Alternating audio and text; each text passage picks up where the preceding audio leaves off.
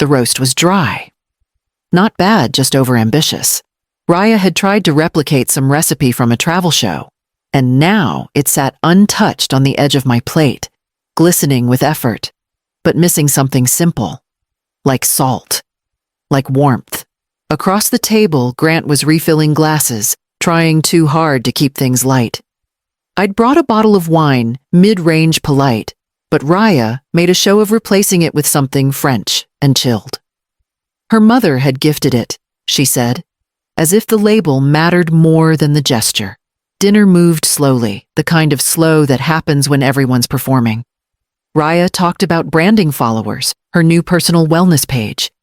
Grant nodded, like a man rehearsing his lines. I listened. I smiled. I folded my napkin into neat quarters just to keep my hands busy. Then Raya lifted her glass. To women who build real legacies, she said. Her eyes flicked toward her mother, then back to me. And to those of us who aren't afraid to build something from nothing, unlike some people who just faded. My son cleared his throat. She smiled, and then she said it. You're a failure. You've done nothing worth remembering. The table stilled.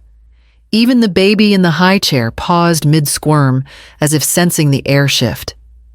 I didn't raise my voice. I didn't ask her to explain. Instead, I reached into my bag, pulled out the manila envelope I'd prepared 2 weeks ago, and placed it gently between the candlesticks. Then check, I said, who's been paying your credit cards? Raya blinked. Grant froze. The envelope just sat there, silent, square, undeniable. No one moved. The roast grew colder. The silence stretched. And I waited, not for an apology, but for acknowledgement. That's when I knew it was time to start taking things back. After dinner, I drove home in silence. No radio, no thoughts loud enough to interrupt the quiet. Just the sound of tires on pavement and the echo of Raya's words pulsing somewhere behind my ribs. The house was dark when I arrived, just as I'd left it. No porch light, no waiting voices. I didn't mind. I'd kept the place after Michael died, even though everyone said I should sell. Downsizing, they called it. Letting go. But I wasn't holding on to space. I was holding on to peace. The heater kicked in with a low groan. I towed off my shoes, poured a cup of water, and sat at the kitchen table, the one with no centerpiece, no wine spills, no performance. There was a time I thought simplicity was enough. That giving without asking, showing up without fanfare, made me good. That being reliable was enough to be loved. But good doesn't get a seat at the table anymore, not even a proper one. Every gathering, every birthday, I'd show up with a gift wrapped in ribbon and get directed to the extra chair, the folding one, the one with the uneven leg that always needed a napkin stuffed underneath to stop the wobble. I never asked why. I knew. I just smiled, sat down and crossed my ankles to keep the balance steady. I watched as Raya's family took the real seats, upholstered, matching clean. I watched as my own son handed me a plate. Last poured my coffee cold, thanked me absent-mindedly when I paid for the bakery cake. They never said it out loud, but I was the just-in-case person. The spare chair, the background presence, until they needed help. Then my phone rang. Then I was essential again. I opened my laptop, logged into my banking app, and stared at the outgoing transfers. They were neat, predictable, just like me. And that's when I started printing. It started with the house. 3 years ago, Grant called me from a parking lot, excited, breathless. He and Raya had found the perfect place, a starter home in a decent neighborhood with a little yard for someday kids. They'd scraped together part of the down payment, but the seller wanted a quick close. "We're just short," he said. "Only about 35? I knew what he meant. Not 3,500. 35,000. I didn't hesitate. I transferred it the next morning from my retirement account and texted him after check the wire. "I believe in you." He called me a lifesaver. Raya sent a quick thank you with a champagne emoji and a picture of the house. No one asked how I'd get that money back. And I didn't offer a repayment plan. That wasn't the point. Then came the car. Raya wanted something newer, something with branding presence, she said. I co-signed. Her credit was shaky. She promised to stay on top of payments. But 4 months in there was a call about a missed installment. I covered it. Then the next. Eventually, the lease payments just became another quiet draft from my checking account. Later, there was the credit card situation. Raya had lost a freelance client. Grant's hours had been cut. I told them not to worry. The debt ate $400 was a bump, I said. I paid it off in 2 parts. Raya sent a voice note. Will repay you in love, Corliss. I smiled when I played it, and I believed her. But something shifted after that. Subtle at first. Raya stopped including me in holiday plans. I was told, not asked. Invitations became notifications. She rolled her eyes more, corrected me in front of others. Once at a barbecue, she laughed when I offered to bring homemade coleslaw and said, We're going for a cleaner, curated vibe this time. I laughed too. I always do. But that night, I checked my folders. And I made a new one. This one labeled unpaid, but not forgotten. Raya's words cut, but it was Grant's silence that left the deepest bruise. I'd spent most of my life being his foundation. I packed his lunches, stayed up late during stomach flu nights, taught him fractions on napkins during diner dinners when money was too tight for tutors. I told him bedtime stories made up on the spot, and he believed every single one. I thought we had a language no one else could break, but lately, I couldn't recognize the man sitting across from me. At Raya's birthday brunch last spring rooftop, overpriced with tiny napkins and louder cocktails, someone joked about old-school moms who still use paper checks. I chuckled lightly, thinking the conversation would move on. But Grant leaned back grinning like it was a game and said, That's Mom. Old-fashioned to the core. Raya runs the house now. The table laughed. Raya clinked glasses with him like it was a victory. I smiled. I always do. I nodded and stirred my coffee while the others moved on to weekend plans and wedding destinations. My son didn't glance back. He didn't notice my hands had stopped moving. It wasn't just that moment. It was all the little ones before it. When he let Raya interrupt me mid-sentence. When he didn't defend me after she mocked the way I dressed. When he told me to trust Raya's vision after she suggested I sit at the kids' table for Easter. I used to think his silence came from being caught in the middle. Now I knew better. He wasn't in the middle. He'd already picked his side. That night I opened my files. I printed every transfer, every statement, every message confirming the payments. I organized them by month, then by category. Rent, credit, loans, vehicle, health, travel, all of it. I slid each one into a plastic sleeve, and then I labeled the folder in black ink. For the dinner they'll never forget. It was a Tuesday afternoon when I saw the post. I was on my laptop, paying bills mine and some that technically weren't mine. Rent insurance, and that therapy invoice Raya had emailed with a casual would mean a lot if you could cover this. My mental health's been shaky lately. I transferred the full amount that same day. No questions. Just care. Afterward, I opened social media. I rarely scrolled, but I'd been tagged in a photo from some extended family dinner I hadn't been invited to. The post wasn't from Raya, but it led me to her page. Curiosity, I suppose, or maybe something sharper. There she was, standing in front of a leased car she didn't own, dressed in a coat I knew she hadn't bought, holding a branded iced drink in a manicured hand. The caption read, "Self-made. No handouts. Just hustle and gratitude." I reread the sentence twice, then stared at the photo. The coat had been a birthday gift from me. She'd sent a text that said, "It's not really my style, but thanks." The drink I recognized the cafe. I'd paid for the gift card. But it wasn't just the objects. It was the lie wrapped in confidence.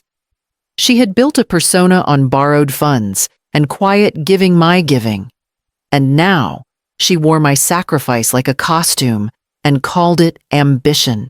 I clicked through other posts, her wellness weekend in Sedona, her vision board retreat, her new skincare line, all polished, all perfectly lit, all soaked in a glow that had nothing to do with real work and everything to do with illusion.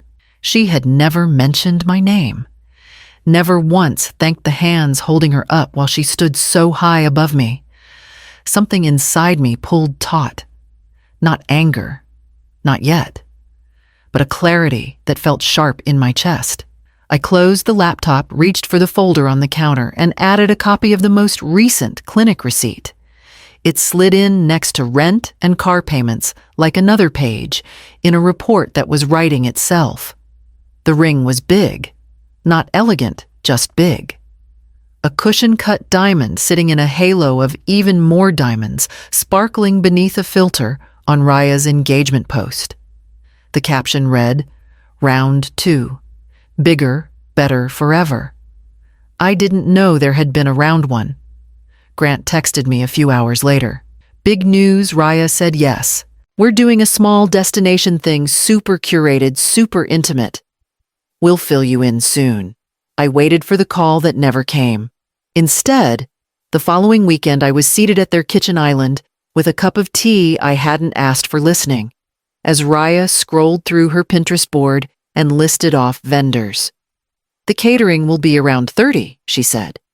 "We want to keep it organic, seasonal, minimal waste." Then she turned to me, not asking, not softening. "We thought it made sense for you to cover at least 10. Just the catering portion. A symbolic gesture from the family." Grant stirred his coffee. I looked at both of them. The woman who spent my money without blinking, and the son who once held my hand when he was too scared to ride the school bus alone. "I'll think about it," I said calmly. Raya nodded, already, turning her attention back to her screen. Grant said nothing. I drove home without the radio again. The sky had gone gray, the kind of pale heaviness that makes everything feel slower. I pulled into my driveway and sat in the car for a few minutes, the heat still running. Then I went inside and placed my purse on the kitchen table. The folder was there, waiting, thicker, now heavier with evidence. That night, I made 3 phone calls. One to my bank to freeze all auto transfers, one to my lawyer to review co-ownership agreements, and one to my financial advisor to discuss liquidating assets that no longer served me. The next morning, I made a fresh copy of the full file and sealed it in a second envelope. Just in case. The mortgage was due on the 10th. For 29 straight months, the payment had gone out of my account like clockwork, Waller $528.94. Every time, never late, never flagged. I used to check it manually, just to feel useful. Eventually, I stopped checking altogether. But this time, I watched the calendar pass. The 10th came, the 12th, then the 15th. On the 16th, my phone rang before 8. Grant. I let it go to voicemail. A minute later, a text. "Hey, think the bank glitched. They said the mortgage hasn't been paid." Then Raya, not even 2 hours later. "Could you please handle that today? It's affecting our credit." I didn't reply. Instead, I brewed a pot of coffee and sat down with my folder. I reviewed every page again, not because I had to, because I wanted to feel the weight of what I'd carried. That afternoon, a voicemail from the bank. "Mrs. Maddox, this is a courtesy call about the missed payment. We're reaching out as a cosigner was removed from the automatic schedule." Another call from Grant, this time sharper. "Mom, what's going on?" I still didn't pick up. At 7:13 p.m., I sent one text to both their numbers. "Dinner. Just the 3 of us. Saturday. My place. 6:00 p.m. No emojis, no explanations. Just an invitation they couldn't afford to ignore. Then I opened the drawer beneath the sideboard and reached for the place cards, the ones we used only at holidays, back when family still meant something. This time, I wrote each of their names by hand. Not for decoration, for clarity. They arrived 5 minutes late. Of course. Raya walked in first, heels sharp on the floor, carrying a bottle of wine, like it was a favor. Grant followed, quiet hands in his pockets. She glanced around my small dining room with polite distaste before setting the bottle on the table. "I thought we were doing something light," she said, eyeing the full meal I'd prepared. "I thought we were having a conversation," I replied. Grant cleared his throat. "Smells good, Mom." We sat. I served. They nibbled. Raya talked. About floral arrangements, photography packages, her new meditation coach. She dropped words like bespoke and intentional aesthetic, barely pausing to breathe. Grant just nodded, swirling his glass like he was waiting for the moment to pass.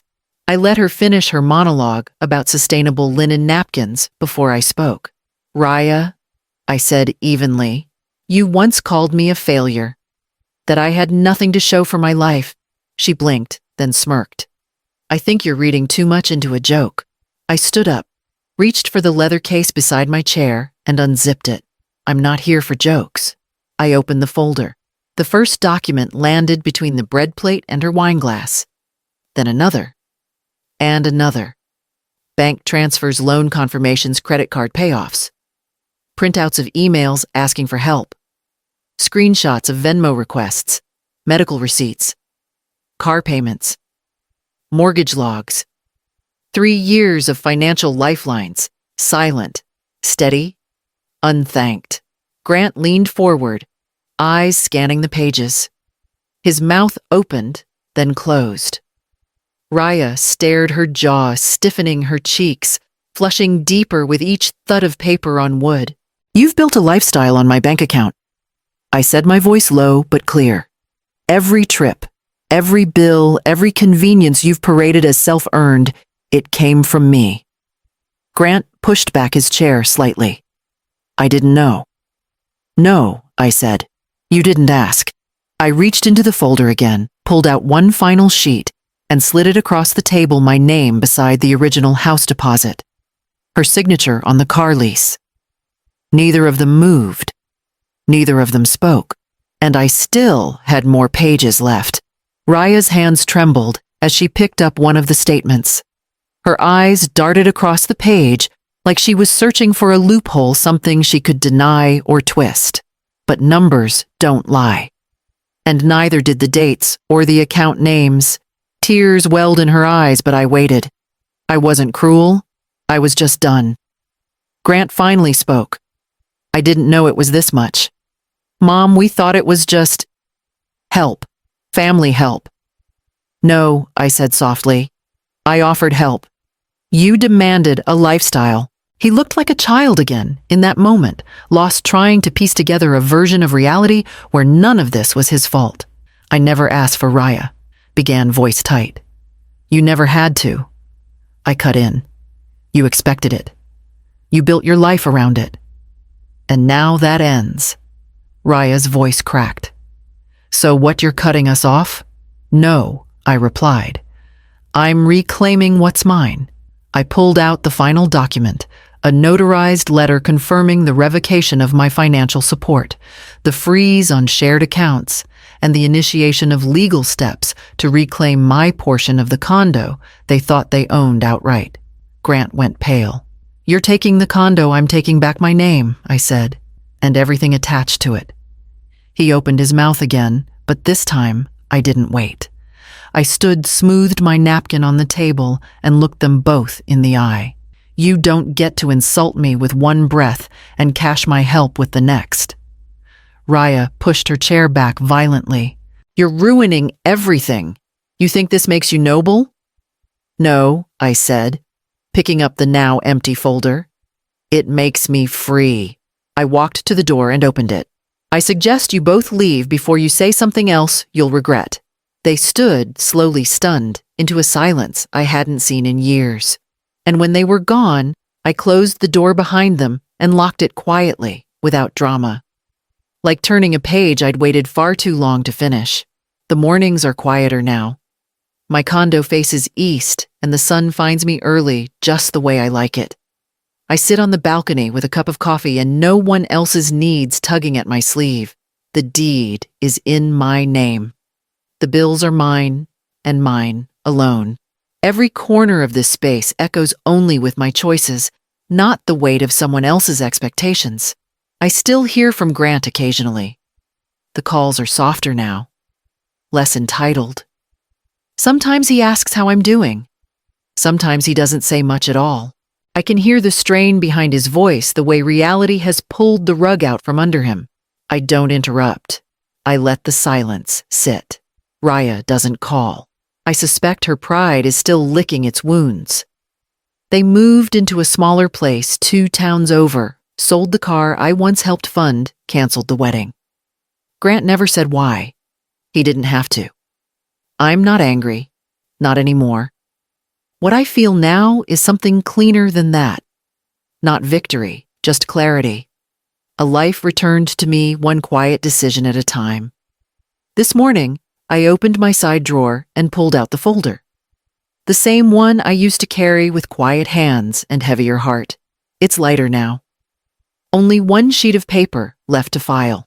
It was a co-pay, $124.17, for a last-minute specialist appointment Raya insisted she couldn't reschedule.